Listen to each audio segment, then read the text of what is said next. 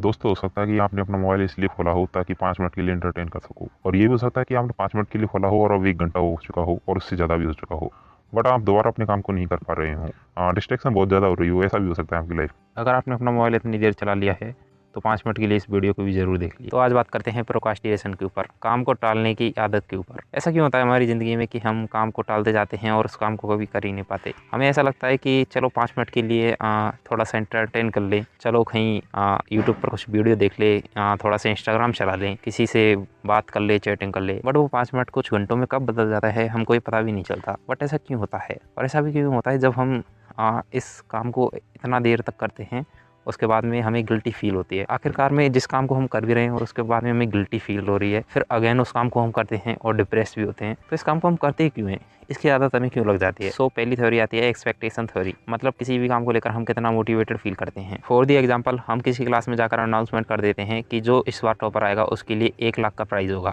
इस क्लास में कुछ स्टूडेंट होंगे जो कि हमेशा से टॉपर आते हैं, इसलिए वो इस काम को लेकर ज़्यादा मोटिवेटेड फील करेंगे क्योंकि उनका इस चीज़ को लेकर पैशन भी है। और वहीं पर क्लास में कुछ बैक बेंचर स्टूडेंट होंगे जिनको पता है कि हम पढ़ने में इतने अच्छे नहीं हैं और ऑब्वियसली जब हमसे पढ़ने वाले क्लास में स्टूडेंट हैं तो हम फर्स्ट नहीं आ सकते, इसलिए वो इस काम को लेकर इतना ज़्यादा मोटिवेटेड फील नहीं करेंगे। इसी प्रकार से अगर आप अपनी ज़िंदगी में अपने काम को लेकर अगर मोटिवेटेड फील करते हो तो हो सकता है कि आप उस काम में सक्सेस हो जाओ। सेकंड नंबर पर आती है नीड ऑफ रिजल्ट। मतलब कि अगर आपका काम आपकी साइकोलॉजी के अनुसार है तो आप उस काम को और भी अच्छी तरीके से करोगे। फॉर द एग्जांपल, हम नेता लोग का एग्जांपल लेते हैं, तो नेता लोग को नीड होती है सिर्फ पावर की, इसीलिए ये अपना काम पावर के लिए करते हैं। अगर हम इनसे कहें कि कुछ काम जनता के लिए कर लो, कुछ काम एजुकेशन पर भी करो, तो ये ऑब्वियसली नहीं करेंगे। क्यों? क्योंकि इनकी साइकोलॉजी नहीं है उस चीज़ को लेकर, और इनकी साइकोलॉजी है सिर्फ पावर को लेकर कि हम किसी भी तरह से बस अगला इलेक्शन जीत जाएँ।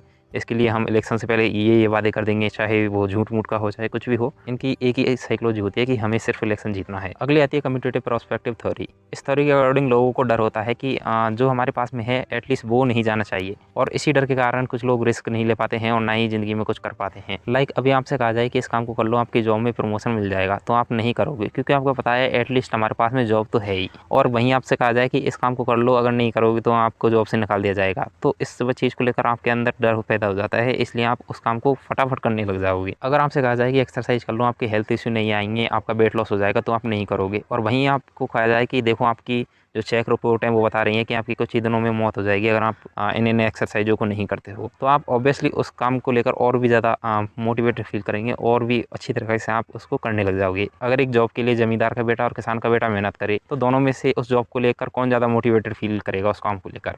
ऑब्वियसली किसान का बेटा, क्योंकि ज़मींदार के बेटे को पता है कि उसकी ज़िंदगी में कुछ ज़्यादा अंतर नहीं आएगा उस जॉब को पाने के बाद में।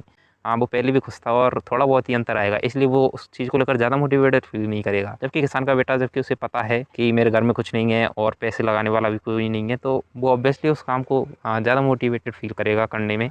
बाय द वे, मेरा नाम है शशांक, और इंट्रोवर्ट्स पावर जो मेरा यूट्यूब चैनल है उसको प्लीज़ हो सके तो सब्सक्राइब कर लेना अगर आपको इस वीडियो पसंद आई हो, और अगर आप और भी वीडियो चाहते हो तो प्लीज़ कमेंट सेक्शन में कुछ लिख देना।